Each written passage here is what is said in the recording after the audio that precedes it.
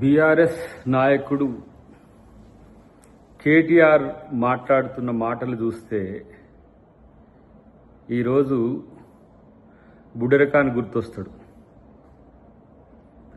Congress party మీద BJP అక్రమంగా పెట్టిన కేసును బూచిగా చూసుకొని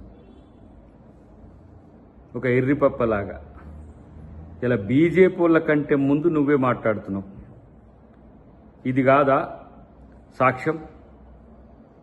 బీజేపీ నాయకుల కంటే బీఆర్ఎస్ నాయకుడు కేటీఆర్ మాట్లాడడం అనేది బీజేపీ తొత్తుగా బీఆర్ఎస్ మారిందని చెప్పడానికి ప్రత్యక్ష ఉదాహరణ. అవినీతి గురించి మీరు మాట్లాడుతున్నారు. బీఆర్ఎస్ వాళ్ళు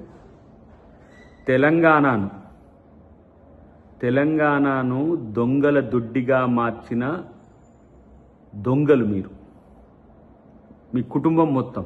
ఎలా రేవంత్ రెడ్డి గారి మీద కామెంట్ చేస్తున్నారు. ఇలా కాంగ్రెస్ పార్టీ ఏ విధంగా ఈ దేశంలో ఈ రాష్ట్రంలో పోరాడుతుందో, రేవంత్ రెడ్డి గారి యొక్క పోరాటం బీజేపీ మీద ఎట్లా ఉందో కనీసం అవగాహన లేని సన్నాసిలాగా నిన్ను చూడాల్సిన సందర్భం వచ్చింది. ఇది నీ రాజకీయ అవగాహన.